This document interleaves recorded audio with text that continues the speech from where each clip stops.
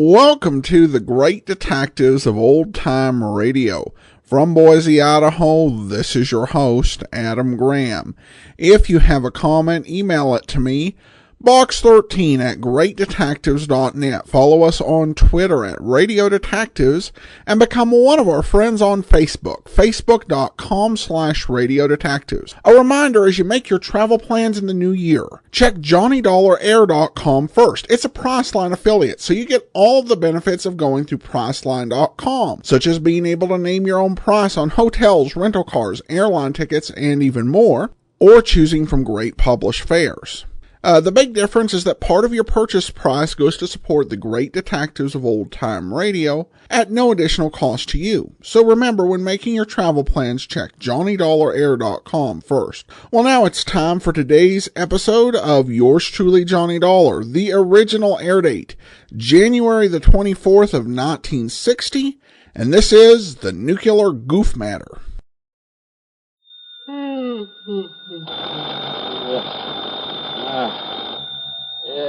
Just Johnny Dollar. We're all clear, Johnny, because I've assured them that you have more than adequate federal security clearance. After all, you were permitted to investigate that missing missile matter. No, wait a minute. What? So, in spite of the fact this sort of thing isn't exactly covered by the insurance we've written for them, well, I wish you'd go over there right away. Wait a minute, will you? Who are you? Oh, I'm sorry. This emergency and all. This is George Reed, Floyd's of England, here in Hartford. Now, Johnny, if you're free... Holy George, don't tell me you're in your office at this ungodly hour. Johnny... It isn't even 9 a.m. yet. I know. I just got here a few minutes ago. Well, what's the big emergency? A phone call I just received from Dr. Paulus Rayburn. Do you know him, who he is? Rayburn? No. He's the head of Nuclear Processors Incorporated. Where's that? Out on Woodland, beyond the north end of town. You know, that large group of concrete buildings at the edge of Piney Woods? Nuclear Processors, huh? Yes, that's right. Now, we handle all the insurance on the place and its equipment, though I understand there's no actual coverage in this specific instance. Nonetheless... What do you mean? Nonetheless, because they're a client, in view of our reputation for extraordinary service at all times, plus the sizable premiums we collect from them, well, I hardly think we should let this call... Yeah, well, what's bothering this Dr. Rayburn out there? Something very important has been stolen, he tells me. Like what? I don't know, he wouldn't say. But he did imply it's something vital to the outer space rocketry program. Okay, George. So, in view of the fact you have security clearance... Yeah, I said okay. And the fact it'll take some hours for an investigator to come up from Washington... Yes, George. Plus the fact he made it plain the time element is George. most important. And since you're right here within a few miles... George, stop yammering and hang up that phone so that I can... Okay, baby. Oh.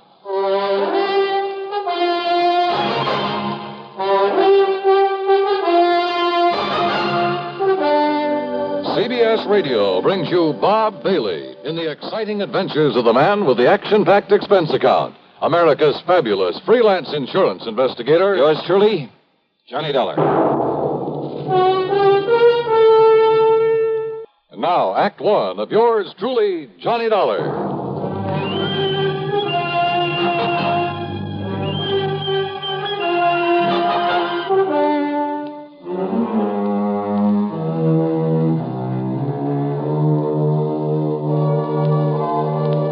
Expense account submitted by Special Investigator Johnny Dollar to Floyd's of England, North American Office, Hartford, Connecticut. The following is an account of expenses incurred during my investigation of the nuclear goof matter.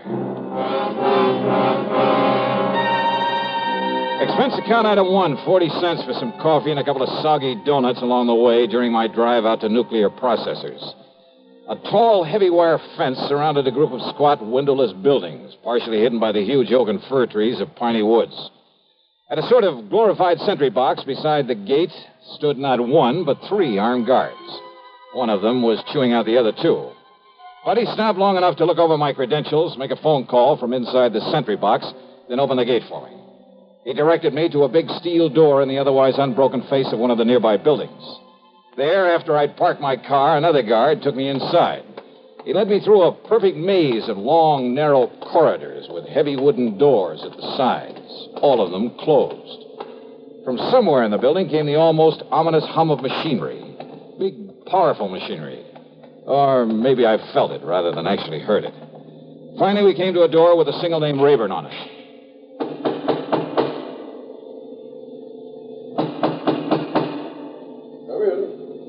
Come in, Mr. Dollar. Dr. Rayburn? Come in. Sit down, Mr. Dollar. Thanks. Only how do you stand it in here, Doctor? I beg your pardon. Well, compared with this place, the city morgue is real cheerful. I'm afraid these buildings were put here not for decoration, but to carry on the very important scientific work we have undertaken. Yeah, something to do with rocketry, I understand. Partially. And does that mean space probes, lunar shots, atomic missiles, and so on? Yes, something of the sort. Now, the time is of the very essence, Mr. Dollar. I take it Mr. Reed of Floyd's of England was somewhat vague about why I asked for you? Oh, that's the understatement of the week. But he told me something's been stolen. Yes. A minutely small quantity of a highly radioactive substance that is vital to a new concept in cyclotrons. That is to say, atom smashers. Oh, something like radium or uranium or strontium or... Yes, something like one of those elements. The point is that outside of the protective paramagnetic field in which we keep it here, it can become dangerous, terribly dangerous, within a matter of hours. Oh, how dangerous? The tiny amount in the container that was stolen. That container, made of lead, is no larger than this book, by the way. Well, Dollar, although its chain reaction is limited, there's enough in that container to wipe out a small city. But you said within a matter of hours, Doctor. The chain reaction could begin in anywhere from 4 to 6 hours from the time it left here, depending on temperature and whatever shocks and vibration to which it might be subjected. Then unless it's found, brought back here. Exactly. That is why I was afraid to wait for the men to get up here from Washington. But you have told them about this. I've told them everything. They promised to have men up here immediately. Do you know exactly when the stuff was stolen? It's now 9:34. Yeah. Dr. Rallinoff left here with this material at exactly 7:46. Rallinoff? Dr. Igor Rallinoff, the man who stole it from us. But if you know... If only he knew the terrible potential destructive power of this thing he's carrying about with him. You must find him, Mr. Dollar. It must be returned to us before it's too late.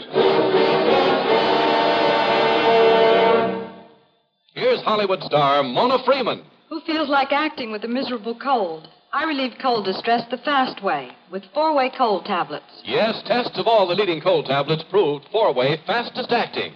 Amazing 4-way starts in minutes to relieve muscular pains and headache, reduce fever, calm upset stomach, also overcomes irregularity. When a cold strikes, do what I do. Take 4-way cold tablets. It's the fast way to relieve nasty cold distress and feel better quickly. 4-way, only 29 cents. Now, here's a word about another fine product of Grove Laboratories.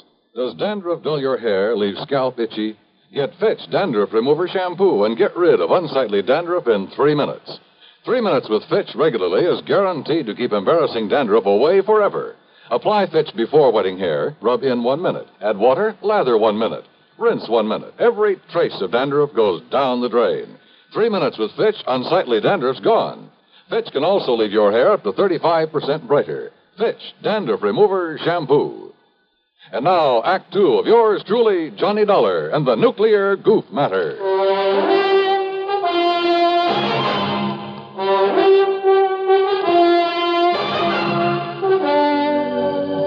Yes, Mr. Dollar.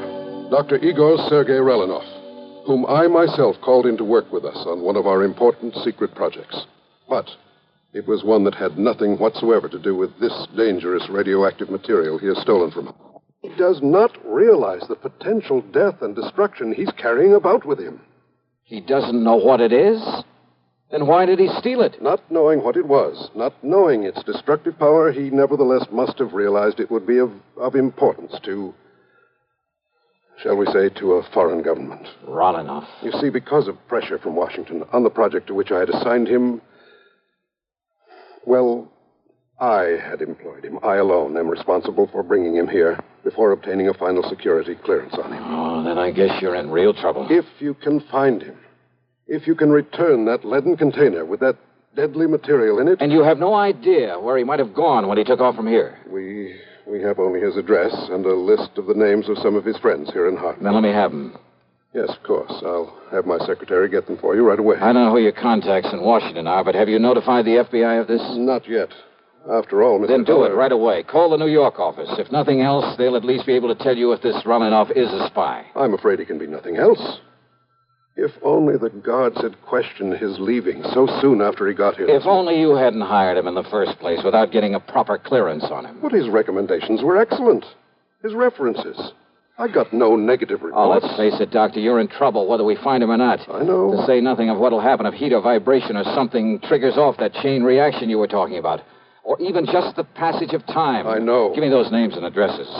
And more important, this, Mr. Dollar. Oh, what's this? A detector. A sort of adaptation of the Geiger counter, in very compact form. It reacts only to this material that was stolen. Then if I get near him and he has the stuff with him? It will make a clicking sound like a Geiger counter. This tiny needle will move and indicate the degree of radioactivity. All right, good. Provided, of course, this switch is on. I see. But be very gentle. Oh? It's extremely delicate, like a fine watch. So be very careful. Very gentle with it. Okay, Doctor, I'll take care of it. Now, give me that list of names and addresses.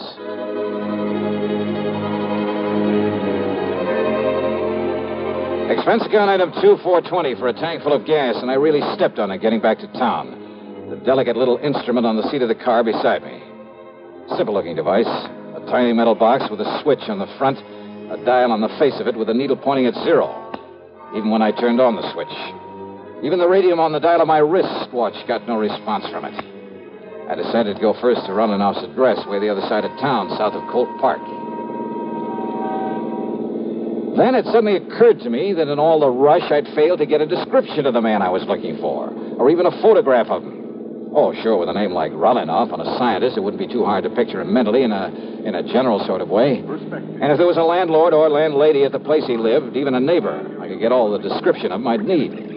Nonetheless, within a few blocks of the place, I decided to stop somewhere and telephone Dr. Rayburn. You know something? That decision got me nothing but trouble and delay. At the next corner was a drugstore. I knew there'd be a phone booth. I watched a bus pull away from the corner, then drove in to park, not seeing the young fellow who just stepped off the bus until it was too late. Good Lord, I've killed him.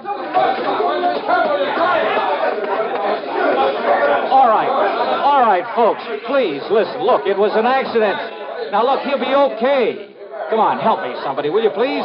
Pick up his bag there, and I'll get him to a hospital. Help me, will you? Here, I'll help you, mister. You think he's still alive? Yeah, he's still alive. He'll be all right. Please, open the door for me. For sure. And here's his briefcase. Toss it in back. Sure. There. Now, when the police come, tell them I've taken him over to General Hospital, please, will you? Yeah, sure.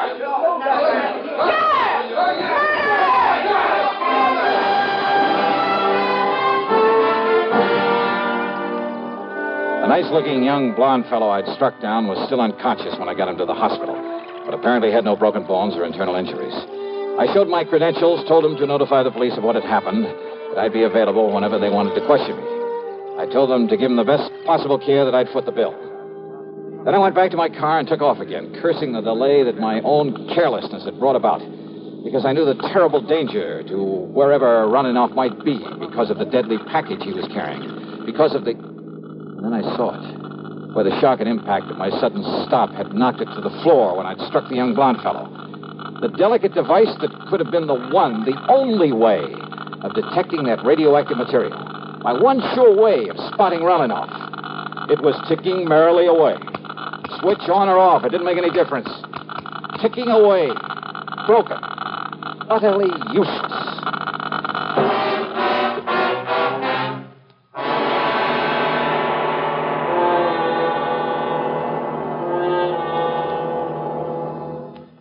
We'll continue with the third act of yours truly, Johnny Dollar, in exactly 1 minute. Constipation can be a problem for anyone, even doctors. And when constipation occurs, it's interesting to see just what doctors consider important about a laxative they might use or recommend. Well, a majority of the doctors we heard from had this to say. A laxative should be effective, gentle, as close to natural acting as possible, and a medicine that can be used with complete confidence. Now, X-Lax has been popular with many doctors and millions of people over the years because chocolated X-Lax is effective. Overnight, it helps you toward your normal regularity. X-Lax is gentle. Next morning, it gives you the closest thing to natural action. And that's why many doctors and millions of people use X-Lax with complete confidence. X-Lax, the laxative that helps you toward your normal regularity gently, overnight. Is X-Lax in your medicine cabinet? And now, Act 3 of yours truly, Johnny Dollar and the Nuclear Goof Matter.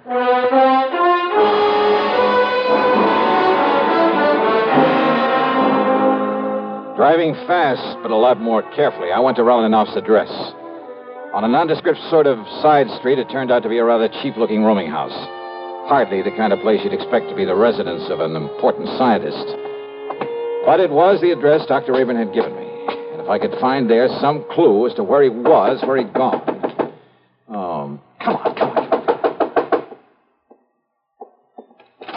What's the matter with you? This door ain't locked. Listen, ma'am. You Mr. Parker, the man that telephoned? Parker?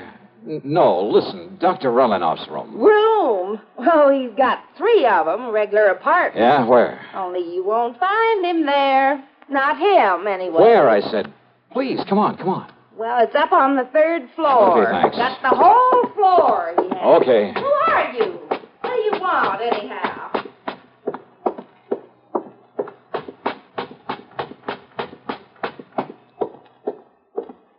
Oh, great. I didn't get the key from her. Well, there's no time for that now. Here we go. The shades and drapes were tightly drawn. The room was dark. I felt my way along the side of the wall looking for a light switch, then gave up and headed over toward one of the windows. I never got there. You're not Parker. Huh? I thought not. Yes, sir.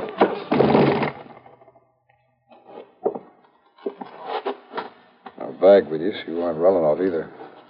Okay, then, buddy, let's have some light in here and see who you are. If you're one of his pals, come here to... What? Oh, no, you can't. Oh. Brother, you certainly look like... Now, maybe you got some identification. Yeah, this card case of it. Holy smoke, it is. Now, you just look at here, mister. When I let you in here, you didn't say Will you anything listen to me? like this was going to happen. I haven't got time to explain. Just get me some water and a towel and a washcloth, please. Go ahead. You listen here. Will you please do as I tell you? Now, go ahead. Yes, sir. Johnny. Come here, Johnny. Hi. Look, I'm sorry, old man. I had no idea it was you that you'd be coming up here. Johnny boy, can you hear me? Johnny. Here. Stace. That's right. Now, come on. Take it easy. Stacy Ringler. That's right, Johnny. Look, I'm sorry. FBI. No, Johnny, I'm with Nucleonic Investigation Department now. Easy, baby. Then it's you I gotta thank for this. Yeah, Johnny, and I'm sorry as the devil. I had no way of knowing it was... You all right? All right, now listen to me, Johnny. Yeah, Stacy. Listen. You're working on that stuff that was stolen from nuclear processing? Yeah, that's right. Harry Parker and I came up from Washington on it. Yeah, We came in by jet. Now listen. Rolinoff must have thought he had plenty of time, that they wouldn't miss that stuff until tomorrow when they planned to work on it. Uh-huh. Well, rather than arouse suspicion by galloping out of town, he was taking his time. But we got here in a big hurry. All right. I holed up here in his rooms, and Parker was checking on how he'd get over here from that plant in case he came back here. Are you listening to me? I'm listening. Go ahead. He was there in the drugstore at the bus stop. He was about to close in on Rolinoff when you ran him down. When I what? You ran him down, Johnny. Rolinoff, with your car. That young, good-looking blonde guy? Yes. That was Rolinoff? That was Rolinoff. And Stace. Parker couldn't get through to him with that crowd around him. He didn't have time. He just saw you pile him into your car and take off. And I, not knowing who he well, was... thanks to a couple of traffic cops where you tore through some red lights, he traced you to the hospital. You'd left, but he put the cuffs on Rolinoff. And you didn't know who he was. Oh, I was kicking myself for my goof and well, running baby, him that's down. the greatest goof you ever pulled. Well, now, wait, Stace. Yeah? The radioactive material. Well, that we haven't got yet, or any sign of it. Then somebody in that mob That's right, Johnny. But don't you see, unless we can find that stuff. I know, and there isn't much time. Come on, Stace. The only thing we can do is start the search for it there at the bus stop.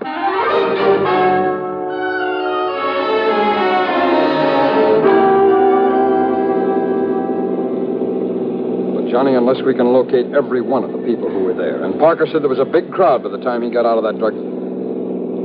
Hey, where'd you get this? Detector for radioactivity. Yes, I know. Where'd you get it? Dr. Rayburn gave it to me. Thank heaven the darn thing has run down now. It's what? It fell off the seat. It must have got busted. What do you mean? It was clicking like mad, even with the switch off. Busted. No. Huh? Busted or not, Johnny, there's only one thing in the world that could have made it operate. So don't you see, until it ran down the tiny battery that was... You're sure of that? Of course I am. Now, where was it when you heard it make the clicking? Johnny, what's the matter? Good Lord. Well, yeah, come on. Look, behind the seat. What is it? Is the briefcase of yours back there? Stace, the man who helped me put him in the car. This thing, it weighs a ton. Gently, Stace. What? Not mine. Rolinov's. Then its weight. The lead container with the stuff in it. And your goof really paid off. Yeah. What time is it? It's 11:38. 39. Could go off in 4 to 6 hours. After 7:46 this morning. That means we have exactly 7 minutes. Yeah. Johnny, you think we can make it back to the plant in time? Unless some sudden change in temperature, some shock or vibration sets it off. I'll drive as fast as I dare. Okay, Johnny. Hold it gently, Stace. Yeah. And maybe you'd better pray a little. Yeah.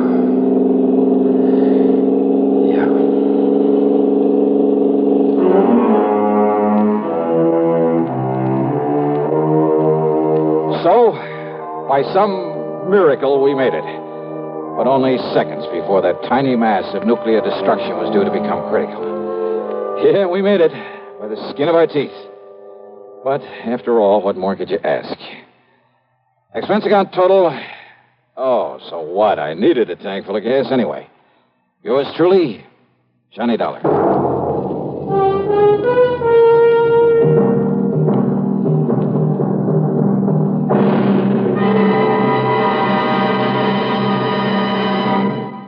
Now our star has a word or two for you about next week's show. Thank you, Daniel. You're a good man. Well, thank you, Johnny. We're going to miss you. Next week, well, let's face it. The case I have to work on has more twists and turns and angles than anything you can imagine. It's called the merry-go-round matter, and believe me, the name fits. It all starts out with the loss of a valuable object of art, but from the collection of the wildest, most unpredictable old character I've ever known. What's more, he has a friend along, another character, just to complicate matters. And I'll tell you this, you'll get more than one shekel out of the whole affair. So join us, won't you? Yours truly, Johnny Dollar.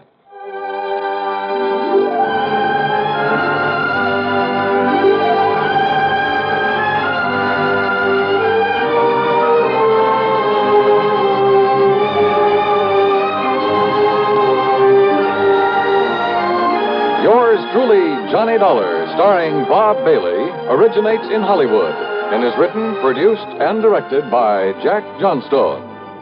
Heard in our cast were Virginia Gregg, G. Stanley Jones, Bartlett Robinson, Sam Edwards, and Stacey Harris.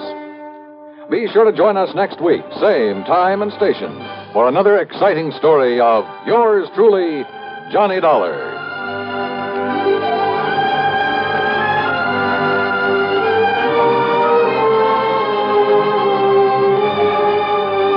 This is Dan Cubberly speaking.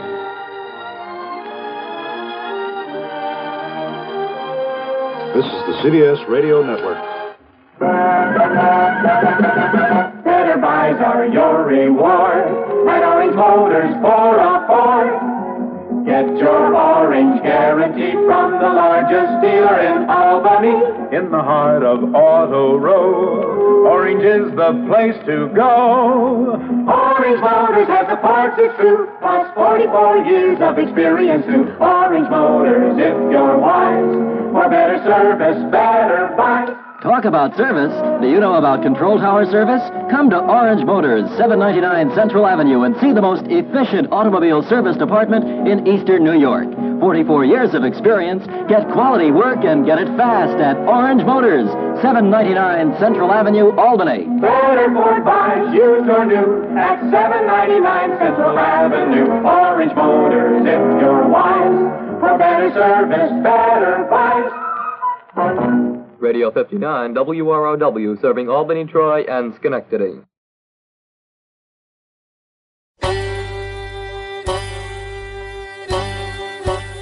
Hi, this is Andrew from OTRWesterns.com. I wanted to invite you to come take a look at our site where we put out podcasts of old-time radio westerns. Check us out at OTRWesterns.com. You're listening to The Great Detectives of Old Time Radio with Adam Graham. Now let's get back into the show.